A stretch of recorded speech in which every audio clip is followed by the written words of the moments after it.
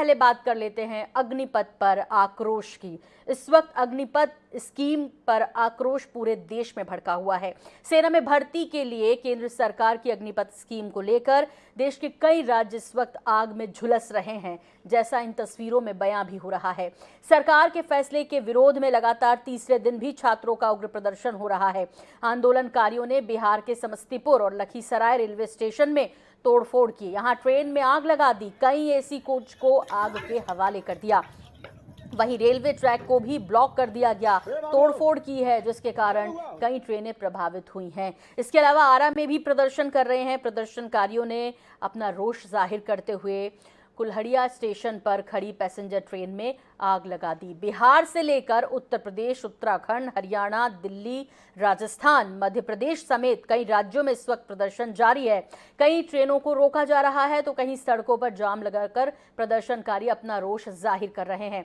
देश भर में हो रहे प्रदर्शन को देखते हुए केंद्र सरकार ने इस साल के लिए अग्निपथ भर्ती योजना में एक बड़ा संशोधन भी किया है। इस साल योजना के लिए युवाओं की अधिकतम आयु 23 साल तक कर दी गई है, लेकिन इसके बावजूद भी देश भर में युवाओं का आक्रोश है कि थमने का नाम नहीं ले रहा। तो 4 साल नौकरी करनी होगी और भारतीय सेना में अपनी सेवा देनी होगी, ये स्कीम है दरअसल। लेकिन ये जो सेना की तैयारी कर रहे थे दरअसल युवा, उनको बिल्कुल रास नहीं आई।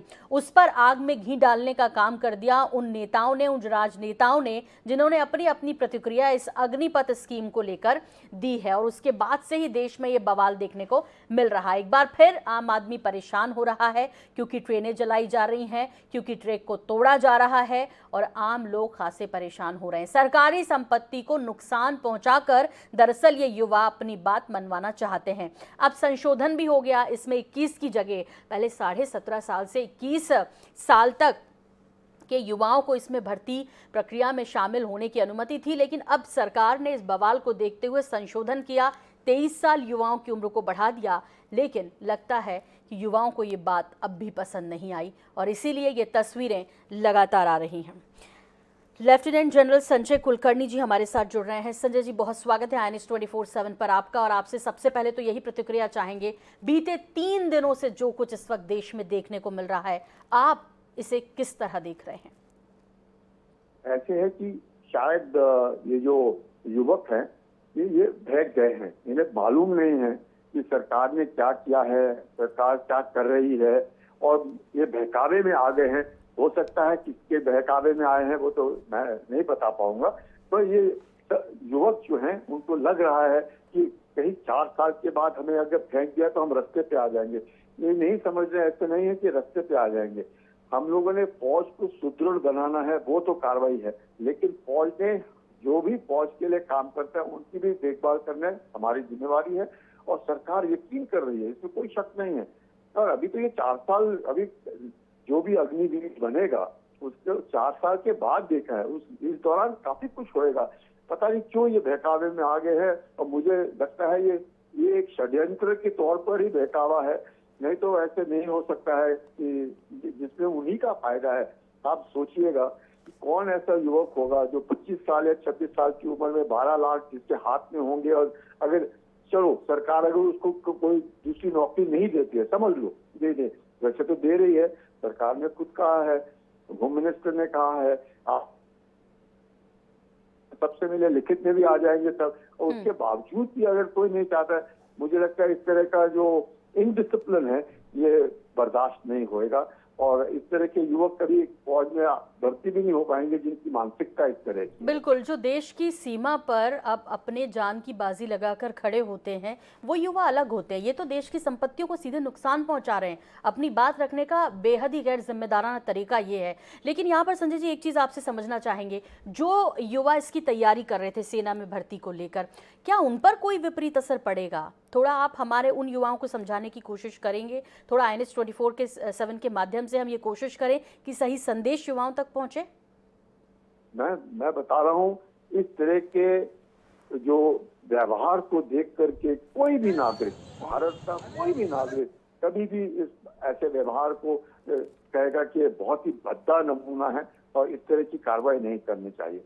अगर कोई किसी कारण से बहकावे में आ गए हैं या किसी कारण से उनको समझ में नहीं आया है कि अग्निपथ स्कीम क्या है अग्निवीर स्कीम क्या है और किस प्रकार से उन्हीं का फायदा होना है, आप समझ सकते हैं। वही लोग ये कर सकते हैं या वो लोग हैं जिनको इससे कोई लेना देना नहीं है, सिर्फ मतलब इस तरह का एक अनुशासन जो है वो बिल्कुल करने में लगे हुए हैं। बहुत जरूरी है, मुझे लगता है जो भी युवक आना चाहते हैं, फर्स्टली ये ऑल इंडिया ऑल क्लास है।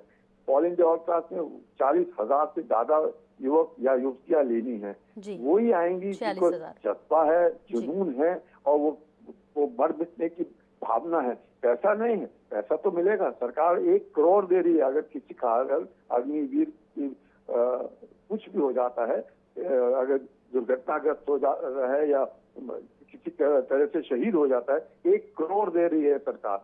अगर उसका अपाहिज हो जाता है तो 44 लाख रुपए दे रही है। उसको नॉन कॉन्ट्रीब्यूटरी 48 लाख रुपए का इंश्योरेंस है। तो मुझे नहीं लगता है बहकावे आ रहा है। और अपनी जिंदगी आप समझ सकते हो, जो नॉर्मल इंसान है वो कैसे रहेगा 17, 17.5 साल की उम्र में या 18 साल की उम्र में, और क्या बनेगा वो 4 साल के बाद, वो खुद यकीन नहीं कर सकते। संजय जी, ये वाकई में युवाओं को क्यों समझ नहीं आ रहा कि 21 साल तक तो वो पढ़ाई करते हैं, फिर वो उसके बाद कुछ प्रोफेशनल कोर्स करते हैं, जबकि भारत सरकार आपको ये मौका दे रही है कि आप 23 साल तक इतना पैसा कमा सकते हैं, आपके पास एक एक्सपीरियंस होगा, आपके पास एक डिसिप्लिन होगा, जो आप कहीं भी नौकरी उसके बाद करेंगे। हो सकता है कि सेना में ही, भारतीय सैनिकों में ही कहीं आपको जगह मिल जाए बेहतर तरीके से, या कहीं और भी आप काम करें तो वो डिसिप्लिन आपको जिंदगी भर काम आएगा। मतलब ये समझ से परे है कि ये युवा जो है इस बात को समझने को तैयार क्यों नहीं कि 4 साल के लिए सही, लेकिन इस वक्त जो देश में बेरोजगारी है उसका एक रास्ता तो कम से कम सरकार ने निकाला है। संजय जी, एक चीज आपसे समझना चाहती हूँ, इस स्कीम में यदि कोई वाकई कुछ और संशोधन करने की जरूरत आप महसूस करते हैं, आपको लगता है कि ये कम से कम और हो जाना चाहिए, तो क्या वो मैसेज भी देना चाहेंगे आप?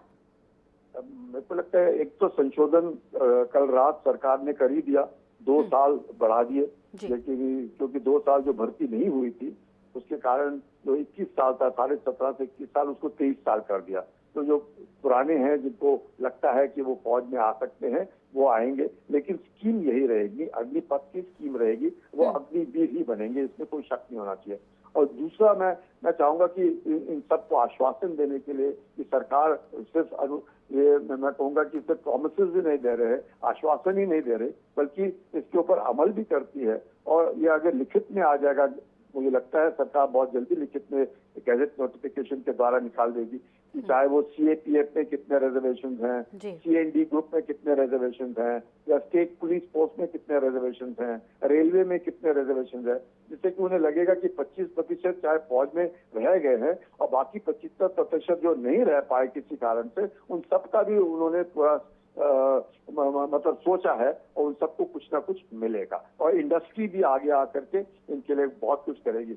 मुझे लगता है आश्वासन, मुझे लगता है मिस कम्युनिकेशन है, शायद इन युवक जो इस तरह की हरकतें कर रहे हैं, या तो उनको मालूम नहीं है या वो बहकावे में आए हैं। जी, यहाँ पर मैं आपसे एक सवाल और महत्वपूर्ण जानना चाहती हूँ। जाहिर तौर पे जब भी देश में कुछ निकलती है स्कीम, तो जो विरोधी पक्ष होते हैं वो कहीं ना कहीं उसका फ़ायदा उठाते हैं, और इसी वजह से ये जो आग भड़की है ये साफ तौर पर संजय जी देखने को मिल रहा है। लेकिन एक चीज़ आपसे ज़रूर समझना चाहूँगी कि लोग कह रहे हैं कि एक्चुअली सरकार के पास पैसा नहीं है, इसलिए उन्होंने ये ठेके पर एक तरह से सैनिक रखे जाएंगे। हालांकि जब हम दूसरे देशों का रुख करते हैं, दुनिया में जो बाकी देश हैं, उन्होंने तो किसी भी सेवा में जाने से पहले उनकी सेना में भर्ती होना चाहिए ये कंपलसरी किया हुआ है। आप उनके देश में किसी भी जॉब प्रोफाइल पे काम करें, लेकिन उससे पहले आपको एक सैनिक होना जरूरी है, चाहे रूस ले लीजिए, चाहे इजराइल ले लीजिए, दक्षिण अफ्रीका ले लीजिए। क्यों आखिर भारत में कुछ नया प्रयोग हो रहा है तो इसे स्वीकार करने के लिए तत्पर नहीं है यहाँ के लोग? ऐसे है कि बाकी देशों में, चाहे वो यूएसए हो, चाइना हो, यूके हो, फ्रांस हो, इन सब में, इजराइल हो, इन सब में कहीं ना कहीं कई कंपलसरी कॉन्स्क्रिप्ट बनते हैं, कई वॉलंटियर कॉन्स्क्रिप्ट बनते हैं। यूएसए में भी इसी प्रकार का सिस्टम है।